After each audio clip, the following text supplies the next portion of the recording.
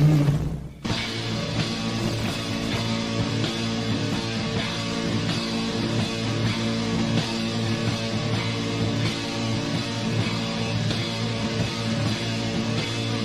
Agent Morris with the NSA. There is something real here. Do you believe that our government is in possession of UFOs? Absolutely, based on interviewing over 40 witnesses over 4 years. And where? I know the exact locations, and those locations were provided to the Inspector General and some of which to the intelligence committees. I actually had the people with the first-hand knowledge provide a protected disclosure to the Inspector General. Biologics came to some of these recoveries. Yeah. Those could represent exquisite new adversary technology.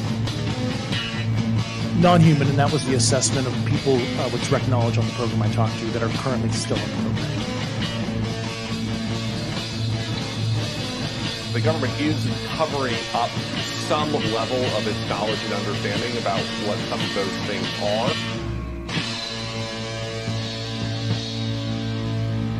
The Soul Foundation, which just announced a new initiative for UFO research and policy. It's nuts, man. I mean, we're just small-town buds who saw a UFO in the woods. I mean, now we're hanging out with the government. Wow. What floor were you guys on? Good evening, everybody. This is Smiles Lewis, and you are tuned into another live edition of Anomaly Now, straight out of Austin, Texas. This is the weekly live news roundup show for the 501c3 nonprofit Scientific Anomaly Institute, aka the Anomaly Archives, as I said, located here in Austin, Texas. And it is Wednesday, and it is almost June. It is May 29th, 2024.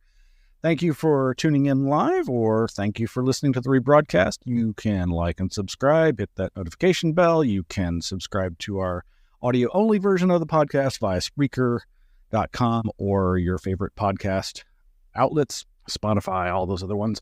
And, of course, the audio video is here on our YouTube channel. And tonight we are streaming to our Anomaly Archives Instagram channel. I thought I had done it before, but apparently it's a little more complicated than I thought. Well, I'm going to jump right in with all the news that's not fit for print. You can, of course, go to our website, anomalyarchives.org, and find links to our Flipboard, where we have all kinds of news and links, thousands of articles over the past many years, where I put stuff so that I can read it later.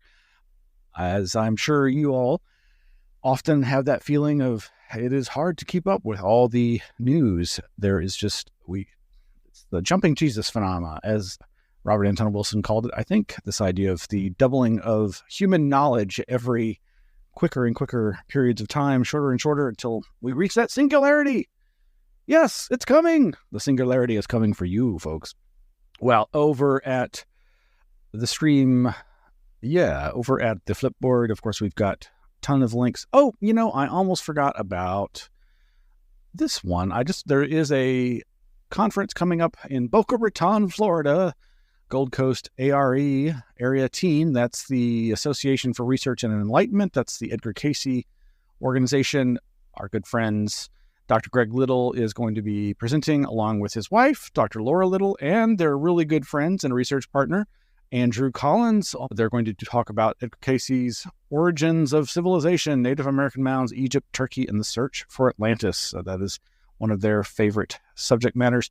And you can go over to, areevents.exactwebsites.com, and I'll try to put this in the link. There is the information about that conference. But yeah, so much going on. Oh, did I not click over? Yeah, there it is. And yeah, I'll, that is over here in the Flipboard.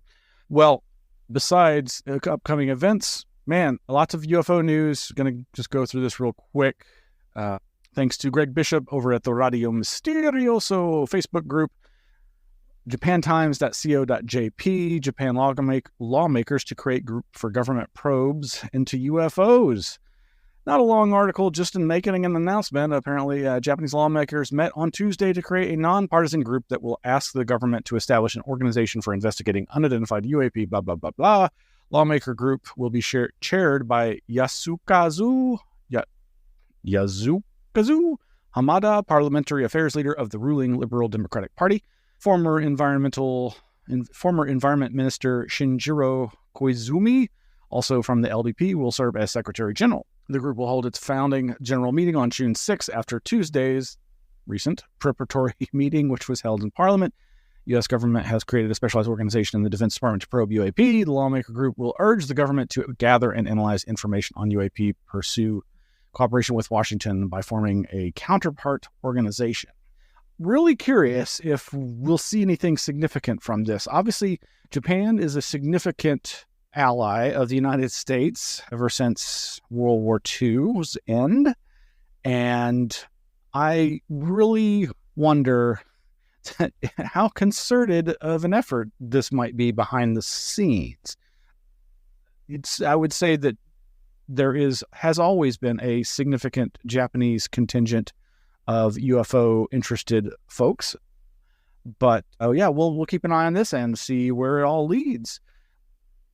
Somebody else getting some archival, much deserved love is David Marler and his UFO Historical Research Records Center, New Fork, NUFORC. I'm getting the acronym wrong, but great organization. They are North America's best archive of UFO material, particularly the hardcore foundational UFO cases. And they are doing such great work. And over at krqe.com in New Mexico, that is one of the Albuquerque networks there, has covered them a couple of times now. In this most recent May 22nd article, New Mexico's UFO incidents you've never heard of. Of course, there's like 5 little nice vignettes, interviews, not really interviews. There are 5 little vignettes featuring David Marler, opening as the top one there. It's about 1.5 minutes, and each other one is about 4 or 5 minutes, I think. And he opens by saying, of course, people think about Roswell when they think of New Mexico and UFOs, but there's so much more to the UFO scene there. And he goes into brief descriptions of a couple of different incidents that they've investigated, including the 1957 Albuquerque radar incident, where, quote, the object actually violated the base perimeter at Kirtland Air Force Base, and 2 seasoned personnel were observing the object from the control tower at Kirtland with binoculars. And then he goes on to another 1959 super speed incident. And this other one, this is the one I really was very interested in hearing about, and I was not disappointed by the video. You should check that out. 1964 Hobbs burn case. Of course, Hobbs, if you're a Fortean, you know that is an interesting and important paranormal name. It is Hobbs End, Hobble. These are connected to signs of the devil, and these are names that are often given to places that have significant paranormal activity, that have developed, just like places with devil in the name. One of the quotes here, the boy's grandmother was standing just feet from him when the incident occurred. What they both described was seeing this black top-shaped object that hovered over a nearby building, and he looked at it and he stood up and he moved to the left, and the object mimicked his maneuver, and it moved to the left and he hovered. Ultimately, the object came over him, over the kid, and a jet of fire came down on him and physically burned him. This is one of those cases where the witness was in fact horribly injured. And if I'm understanding the case, David Marler and his organization's researchers were able to find this child witness from back in, 64, and have re-interviewed him. So he touches on that in the video.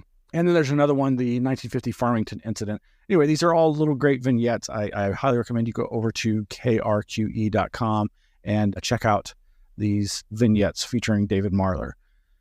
Speaking of other UFO archives, Grant Cameron, the interesting Canadian UFO researcher who's been at this for many, many, many years, he was made most famous, just like David Marler was made famous through his research into triangular UFOs. He's gone so far beyond that now, but that was one of the things that he first researched hardcore and became associated with. Grant Cameron is most famous for his efforts in identifying information related to the United States presidents and what they may or may not have known, and their involvement in the UFO historical timeline. Well, he has been digitizing madly all kinds of files from his library of materials, and he just recently, in the last day or so, posted them with this OneDrive link. And I think within 24 hours or less, the system got shut down. I don't know if it was one of those bandwidth issues or whatever, but we got, I think, the majority. Well, that's not true. We got a huge chunk of his materials copied over before the link stopped working. So this link is to MUFOG, which I'm not familiar with, mufog.co.uk. Not familiar with what MUFOG stands for, but MUFOG, UFO fog. I kind of like that. I think that's funny. Anyway, I don't know if there's much point in publishing the link to this because it appears to still be down. Maybe it'll come back up. Maybe we can get the rest of those files. In other UFO-related news, this article over at CaliforniaDesertArt.com, Edgewalker. Oh, there we go. Columba Krebs search for cosmic community. This is one of those wonderful situations where another UFO contactee has been identified. That in and of itself would be interesting, but even more interesting is that it was a woman contactee, and she was an outside artist, nay, a comic book artist. And this is news to me, and I know news to several others, just a little bit from this extensive article. On the final night of the Joshua Tree Spacecraft Convention in 1958, Hollywood stuntmen tumbled 7 stories off the face of giant rock. Columba Krebs waited in the wings while organizer George Van Tassel's daughters performed songs taught to them by the Space Brothers. Then came announcements on the loudspeaker. The steel column had been set for the dome-shaped structure called the Integratron. Okay, this is just a weird aside, has nothing to do with this article other than my memory was just chalked by the mention of the Integratron. I don't know if this is real or not, but somebody recently posted I think a business card associated with the new management of the Integratron out there in Landers, California. And the person managing it is Michael Aquino. I don't know if it's the Michael Aquino. Okay. Aside ended. You can think on that. I'll try to dig into that later. But finally, as the crowd was growing sleepy, a tall, imposing-looking woman took the stage to show her paintings. The crowd was hushed as they took in Columba's visions of spirals, planets, and humans ascending. In Columba's vision of transcendence, the spacemen come to Earth and take poor people along with them on the ride home. Informed by Christian socialist ideals, the presenter was a comic book artist, a rarity for women when she started in the 1930s, a science fiction writer, book illustrator, and painter, one of the few women in the elite class of 1950s UFO contactees. Her giant rock performance seemed like a made-for-Hollywood artist's debut. She settled near Joshua Tree and started writing. The years following would be the most productive of her life. Her book, The Moon is Inhabited, recently reprinted, was inspired by visions in the desert, including a scene with spacemen consulting President Eisenhower near Palm Springs. There's more great art there you can check out. There's the cover of the book, and it goes into some detail about how the researchers discovered her and have been unearthing more of her material. But look at this art. I just love this. This is just great stuff. I hope they're able to find more of her work, and we can hear more about this intriguing contactee artist from the time. And again, this is over at CaliforniaDesertArt.com. Edgewalker Columba Krebs search for cosmic community. And there are just some more samples of her art, including her comic book art and some photographs of her, I assume, and family. Great stuff. Oh, is that really her? Wait, nope. Who is this? I think this is Culverwell struggles to tell people what they want to know about her mother, but she's missing a store of firsthand knowledge. Okay, well, I'm going to dive further into this myself. And, this is the picture of Columba Krebs and friends at Buck Nelson's Flying Saucer Convention 1966, which reminds me, I did also want, I don't know if I've mentioned this on the show, but recently in connection with the eclipse was the revival, I think, the first time ever revival of the Buck Nelson UFO Festival. Don't have any real details about it, but For those who are really into the contactees, you may remember Buck Nelson as this very hickish-looking fellow with the spiky hair in this picture over here, and just looked like a regular rural fellow. There's the spiky hair right there. And this other picture of him, and all these pictures, he's wearing his overalls, and this famous picture for one of the publications of his book, My Trip to Mars, the Moon, and Venus, where he was having his spacecraft convention at, I guess it was the first Buck Nelson Festival, where I love the S in spacecraft is backwards, and there's an arrow, and it's one of those weird classic pieces of UFO history. And if you just do a search for Buck Nelson UFO Festival 2024, there's a lot of different articles that covered this. Mountain View's Buck Nelson Festival plans finalized. 2024 Buck Nelson Festival to coincide with solar eclipse. Buck Nelson Festival / Metal to the Pedal 2025. Oh boy, I think they've already planned something new for next year. Goodness. All right. Moving right along to equally lurid UFO-related news.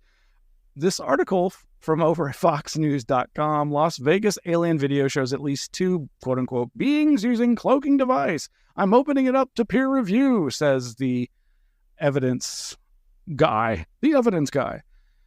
So that infamous Las Vegas case that seemed to, like several classic 1950s cases, seems to be triggered by green fireball in the sky that was seen across multiple states, and convinced people at their house that they were under attack or being visited by strange tall creatures. And this is the one where the police arrived and their body cam footage is available. And this investigator, Scott Roeder, who, quote, has testified as an expert in some of the most highly publicized criminal cases in the world, broke down a video of a reported alien sighting in Las Vegas frame by frame.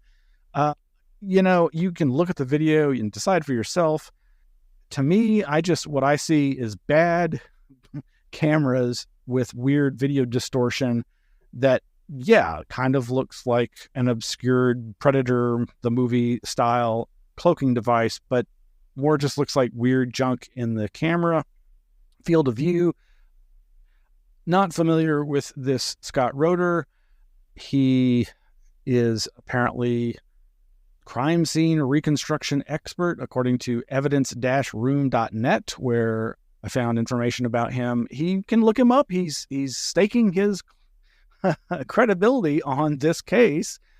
I don't know if this is such a good idea for his career, but, bless his heart for going out on a limb when it comes to UFO-related stuff and, in a sense, defending the honor and story of the witnesses, the family that called 911 because they were so freaked out, allegedly, by what was going on.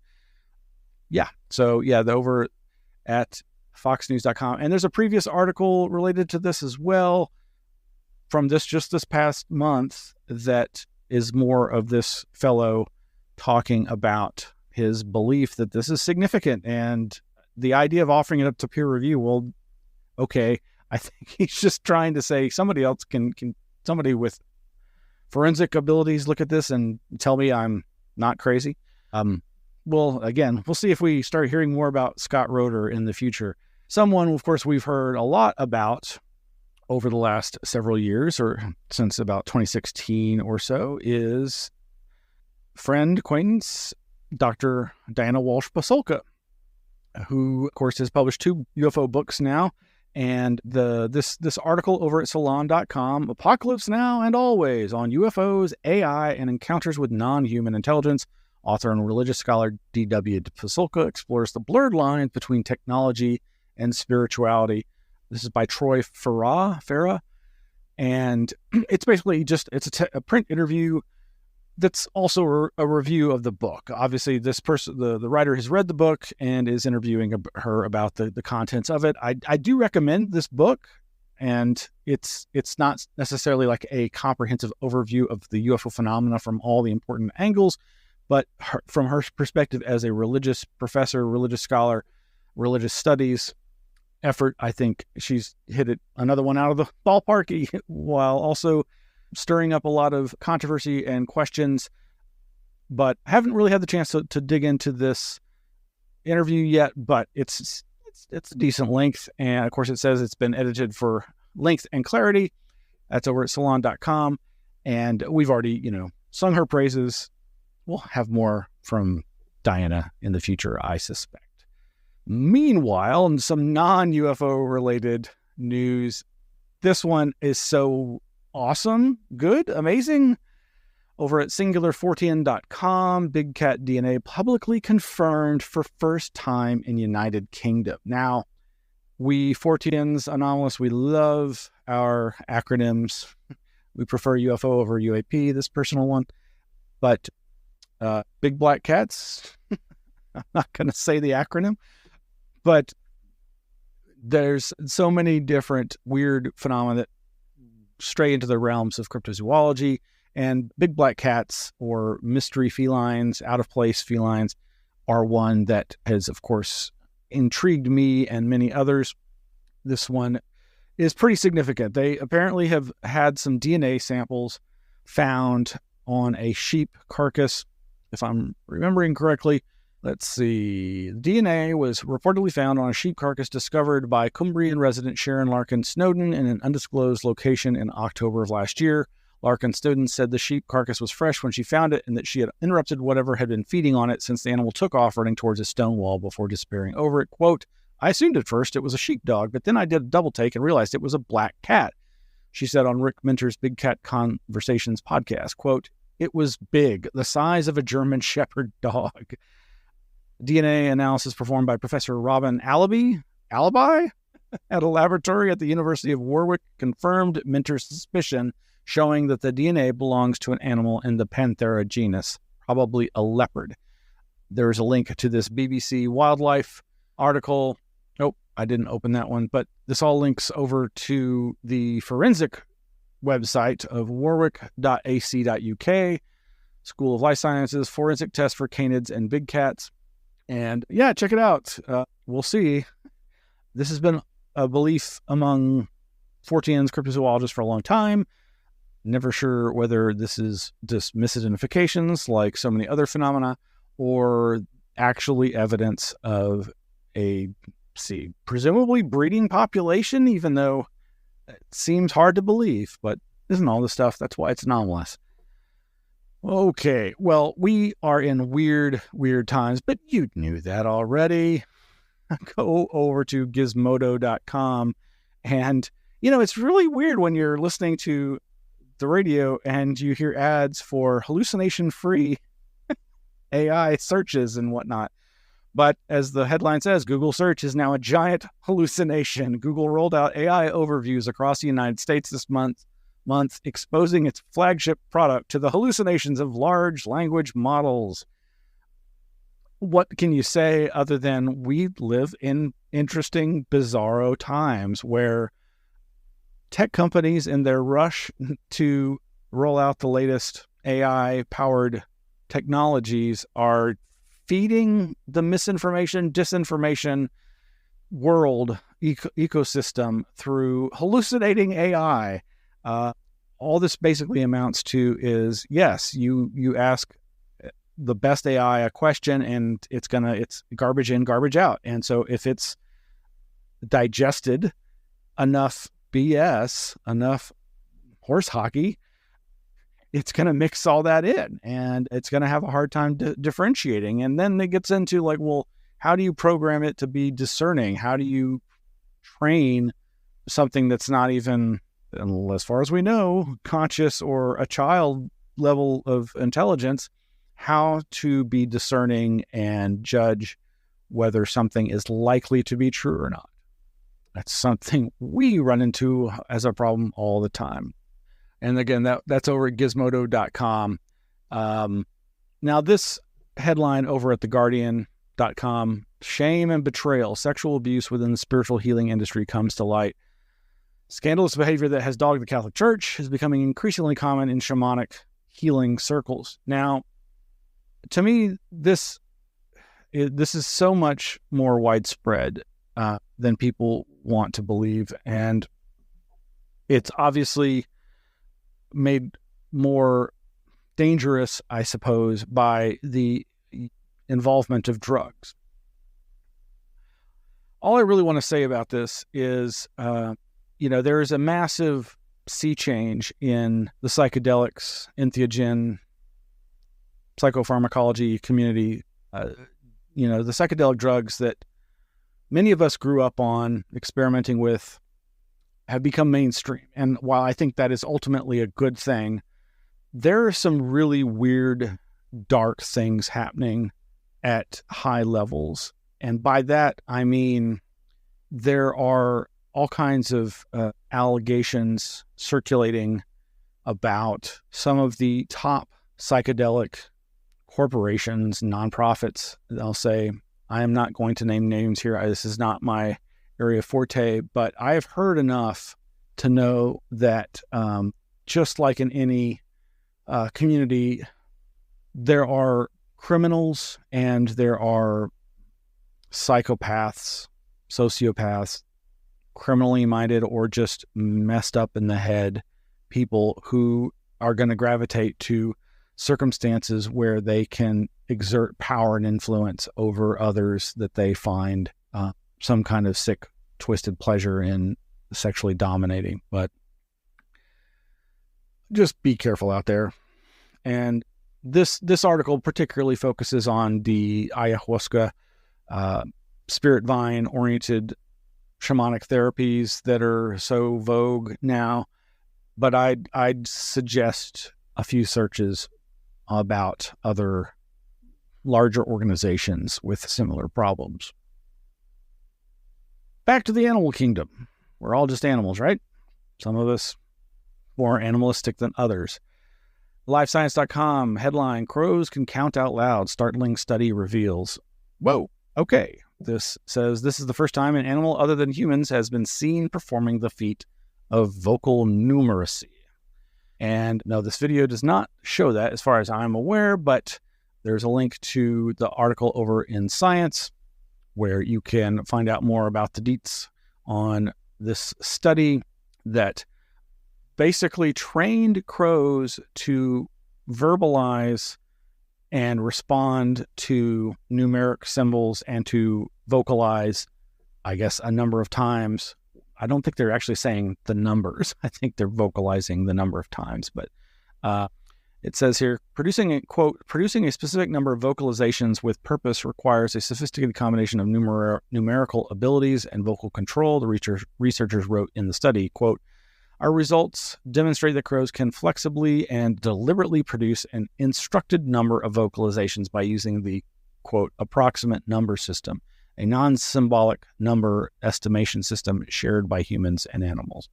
Again, you can find more about this over at science.org, whereas this article I was just reading from is from livescience.com. And, I think that's it. That's all I had. There's a ton more links over at the Flipboard. Thank you for joining us. Good night. Good night.